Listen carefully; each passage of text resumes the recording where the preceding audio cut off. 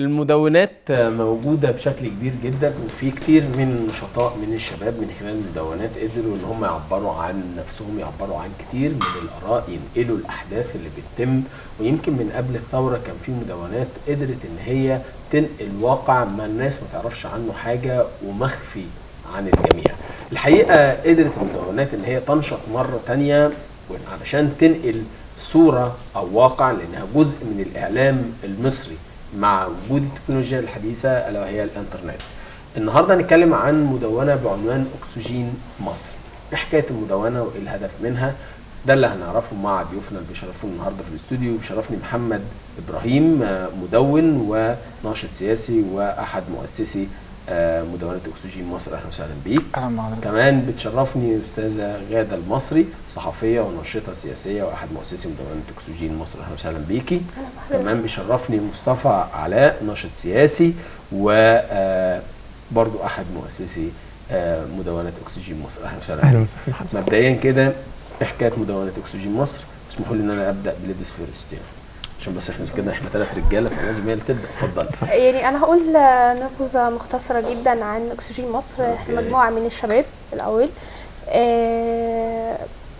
يعني كان حلمنا ان احنا نتغير ونغير المجتمع من حوالينا. بدايه الفكره طبعا مع محمد، لان محمد صاحب الفكره وهو اللي معاه كل حاجه، فهو ممكن اديله الميكروفون يتكلم. خلاص انا اديت الميكروفون خلاص. هو بص، اكسجين مصر جه اسمها ان اصلا كنت زي كل الشباب عندي مشاكل ومش عارف المشاكل دي مين يعرفها اقولها لمين، فدايما كان احنا كشباب ما حدش كان بيسمع علينا، فانا كنت عاوز حاجه اتنفس منها، فهنا جه الاسم. تمام، اكسجين بالظبط. فهي باختصار كده مدونه شقيه كده مجنونه، مش ملهاش حدود في الحريه. تمام، طول ما انا ما بفتريش على حد، طول ما انا ما بقلاش على حد، كلامي محدد وصريح وبالادله. دايما كنت بعتمد ان انا انقل الواقع والتجاوزات اللي بتحصل في الشارع عن طريق المدونه ديت. تمام، الصوت من خلال الادله. بالظبط، اللي هي بتبقى عباره عن فيديو وصور. تمام، والماده الكتابيه. تمام. طيب احنا يمكن بننقل المدونه دلوقتي يعني بنعرضها لحضراتكم، لكن في نفس الوقت مصطفى على اي اساس بتقولوا مين يبقى عضو في المدونه؟ طيب الاول نقول بسم الله والصلاه والسلام على رسول الله وعلى اله وصحبه اجمعين. الحمد لله ان ربنا من علينا وان مدونتنا اعجبت الناس، كثير من الناس فعلا، وبدانا ان احنا ننشر الحقيقه لكل الناس في مصر، ونتمنى دايما ان احنا نكون عند حسن ظنهم بينا. ان شاء الله. على اي اساس بنختار اشخاص او ادمن او مؤسسين لاكسجين مصر او مدونين؟ نعم. تمام، احنا الاول بنشوف ايه كتابات الاعضاء. احنا عملنا فقره لمشاركات الاعضاء، بنشوف في رايهم، بنشوف ايه كتاباتهم، بنشوف ايه ردودهم، بنشوف ايه فكرهم، ايه نشاطهم يعني، وبنشوف لو هم بيحبوا ان هم يكونوا معانا بنشوف فكرهم الاول، نجربهم اول في ورشه العمل عندنا ونشوف هل هم يقدروا ان هم يكملوا معانا.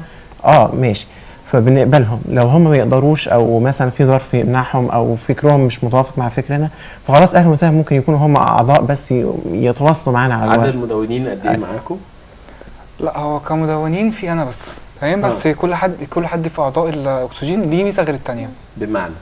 بمعنى مصطفى جامد في الفوتوشوب، غاده علاقاتها كبيره جدا. تمام، فاحنا تقريبا كده بنكمل بعض. انا عن نفسي بنزل الشارع بصور الكلام ده كله، فاحنا استاف كامل بنكمل بعض.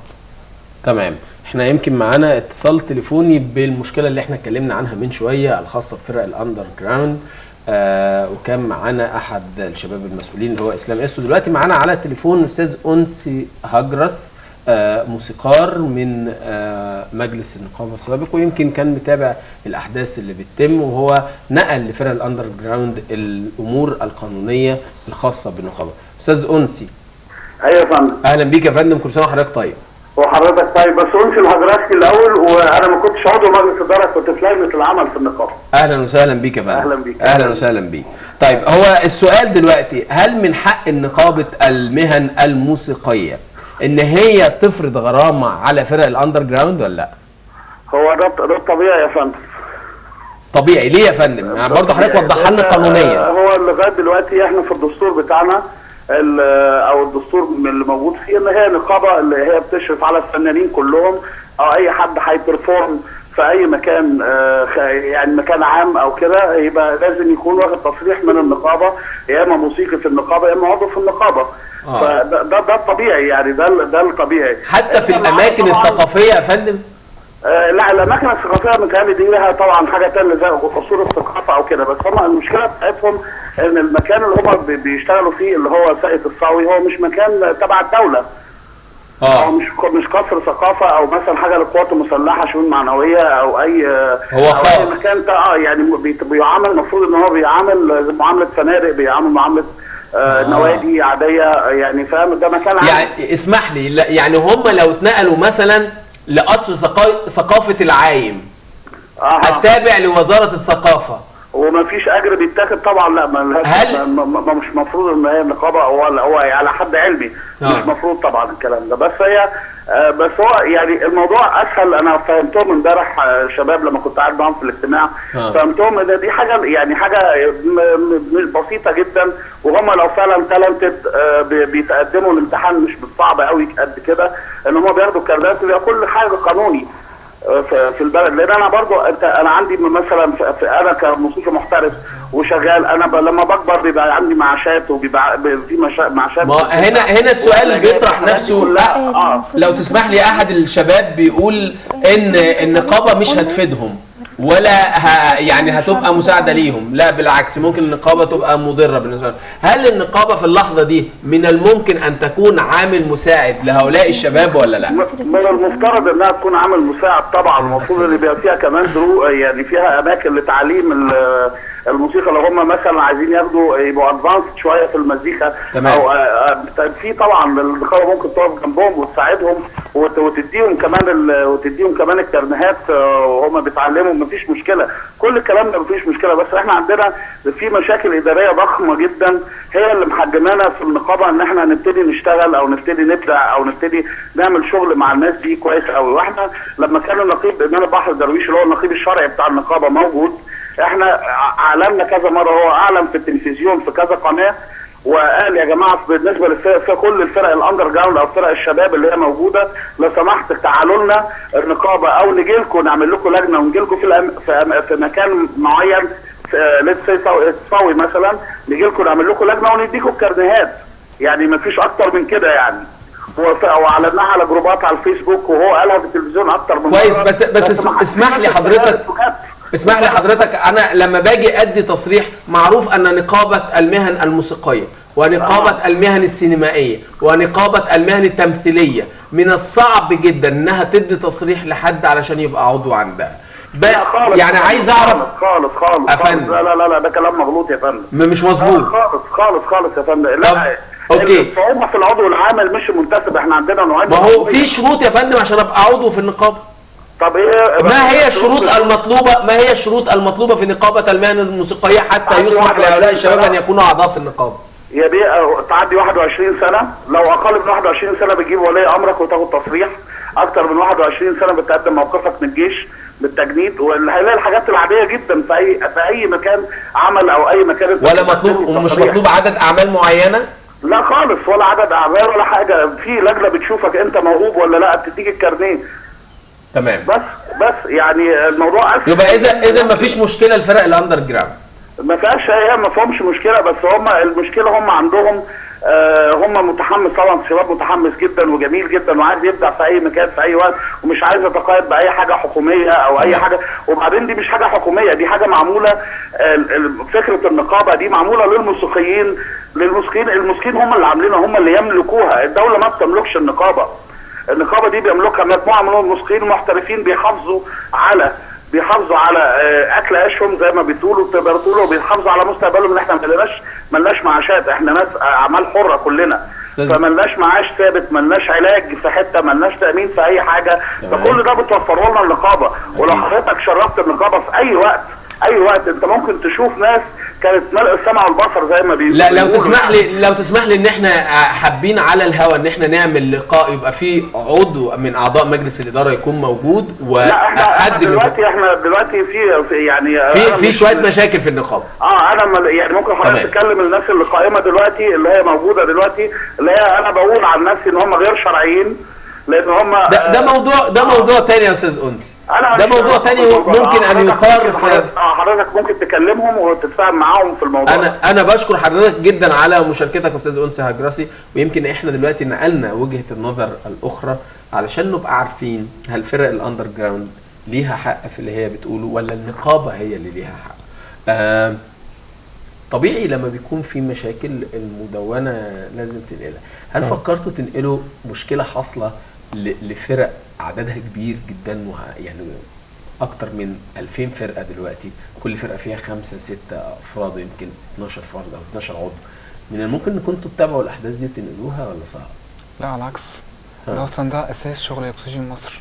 اساس شغل اكسجين بالظبط، انها تنقل الاحداث. مهما كان العدد، مهما كان المكان حتى. كويس. يعني عايز اعرف يا مصطفى دورك ايه في مع المدونة بالظبط؟ طيب تمام، بسم الله. احنا اولا انا مصمم فوتوشوب، ماشي، بتابع الاحداث، بنشر اهم التغريدات، بنشر ايه اهم المواضيع اللي بتحدث في الاحداث. كويس. لو في اخبار مهمه بنشرها، لو في احداث حاصله بننشرها، في حاجات بيغفل عنها الاعلام اوقات، فاحنا بنحاول ان احنا نركز على النقط دي، لان اوقات بيكون في وصلة همز لازم نحطها ما بين كل حاجه. يعني في مثلا احداث العباسيه كان مثلا طب انت كنت بتتناول الموضوع برضه، انا مش نعم. تتناوله ازاي؟ يعني الشكل، يعني هل حاجه رسوم متحركه؟ هل يعني عايز اعرف يعني. احنا كنا بنعمل اوقات كوميكس لو في احداث لو في احداث مثلا قاطع النور، كوميكس فوتوغرافيا زي صاحبي مثلا. ايوه احنا كنا بنعمل قاطع النور، فكان بيحصل عندنا احنا، يعني اكون شغال اصلا في شغل الصفحه هام، فيحصل عندي قطع نور فيقطع كل حاجه، فتعيد من الاول، اعيد من اذا ما كنتش مسيف. دي مشكله جامده جدا. تمام. فالاهم عملنا كوميكس على الموضوع ده، عملنا كوميكس، اتكلمنا مره كنا بنهرج على موضوع المانجا في تعليق الرئيس عن بتاع احنا سعر المانجا بقى منخفض يعني، فاحنا بنعلق بطريقه بتاع على الكلام. كويس. فالناس بدات تكلمنا بهجوم شد جدا وحاد ما بين مؤيدين ومعارضين. لان انا عايز اقول لك ان في ناس كانت مؤيده لهذا الراي وفي ناس كانت معارضه، ولكن في نهايه المطاف احنا كشباب بنتناول الموضوع بشكل ما فيهوش اساءه لحد. لا هو ده اللي لازم نعمل عليه. تمام، احنا ما بنحاولش نسيء لاي حد في الصفحه، وده اساس الصفحه، وده اهم شيء ونقطه، ان احنا ما بنسيئش لحد، ما فيش اي خبر بنقوله من غير دليل، لازم المصداقيه اولا، انما ممكن ننقد من خلال ضوابط نقديه. اهم شيء. ده الجميل، ما بنقولش مجرد النقد فقط. هو ده الجميل. هو زياده بس على كلام مصطفى، في حاجه احنا عاملينها. مش عايزين تخلوا غدا ترد ولا لا هي حاجه عشان انت بس المؤسس. لا خالص. ايوه نقطه صغيره بس مصطفى اغفل عن ان احنا عندنا قناه اذاعيه، تمام، هي مش راديو، لا هو احنا مثلا عاملين مسلسل اذاعي اسمه عربيه وافتخر، تمام، عربيه وافتخر، تمام، مؤلف مصطفى صبري، تمام. المسلسل دوت يعني ده عربيه، ده مثلا عربيه وافتخر دي، لا ده توك توك بيسرق تمام، بيسرق عيش ده تصويري بيسرق عيش. دي بتحصل ده انت مصوره فوتوغرافيا ولا فيديو؟ لا ده فوتوغرافيا، تمام. تمام. دي لا هو مين الراجل كان بيعيط ده؟ ثواني، لا ده مش بيعيط، ده واحد في المترو، فانا بتكلم على حاله يعني، ده في المترو، تمام، حاله صعب جدا، تمام. كويس. دي التعبير ده كان مصر في عزبة اللي هو جمعة طرش، لو حصل مشكلة ما بين الإخوان فاحنا كنا بنقول في الوقت ده ان المشكلة مش بين الإخوان والثوار، احنا المفروض ما نكونش أغبياء ونوصل للمستوى ده، احنا هدفنا هدف واحد، هو اهداف الثوره لازم نحققها، تحقيق اهداف لو سمحت بس دي فكره التكاتف. الصوره اللي فاتت نرجع يا جماعه، بس الصوره اللي فاتت عشان هو عايز يعلق عليها، دي بالنسبه لي بس. الصوره دي كانت اهم اول تدوينه ليا في حياتي، تمام. دي كانت على بعد حوالي بالظبط 50 متر من يافطه في استاذ زينب لفتح سرور، كان مكتوب فيها فتح سرور بابا لكل المصريين، واليافطه دي كانت بعديها بحوالي 50 متر بكتير قوي. طيب قولي لي انت يعني شغلك انك انت زي ما هو قال العلاقات، هو انا بتعملي ايه؟ هو انا عامه مسؤوله عن تنظيم وتنسيق الصفحه. ينزل الخبر ده ينزل امتى؟ لو كان حصري بينزل على طول. طبعا الاولويه بتكون للاخبار اللي احنا جايبينها من الشارع، المراسلين بتوعنا هم اللي جايبينها. كويس. الاخبار تاكدوا في مصداقيه الخبر ازاي؟ احنا واثقين في بعض، لان احنا مش معرفه يوم او اتنين، احنا معرفه ثوره يعني. كويس. متخيل يعني عشنا مع بعض جوه الميدان. معرفه هدف. فهدف واحد، فاحنا مرتبطين ببعض كاخويه وكاصدقاء جدا. تمام. يعني اكتر من البيت كمان. جميل. يعني احنا بنقعد مع بعض على الانترنت اكتر ما بنقعد مع اهالينا اصلا خالص يعني. تمام. فبنتواصل الافكار، بنوصل وبنكمل بعض. انا بنسق الصفحه، بنظمها. بيكون يعني بيكون في فتره لكل ادمن وساعات عمل معينه بيشتغل الفتره كلها. ببدا انسق ما بين كل ادمن وادمن ازاي هتواصلوا، هينزل ايه ومش هينزل ايه. حطينا كمان على اساس ان الكل على راس ساعه يكون في فقره معينه ثابته. يعني مثلا الساعه 8 في مسلسل بيذاع، احنا اللي عاملينه المسلسل اذاعي. بتمثلوا يعني؟ كل حاجه. وانا عامله دور طفله صغيره كمان في مسلسل ان شاء الله هينزل، فيلم صوتي. من اساء للرسول، تاليف طبعا الشاب مصطفى صبري. اسمه من اساء للرسول او كونوا حقا مسلمين. انا بمثل دور طفله. تمام. بالخداع. بالخداع. في نهايه اللقاء عشان الوقت خلاص انتهى وكده، تحبوا تقولوا ايه؟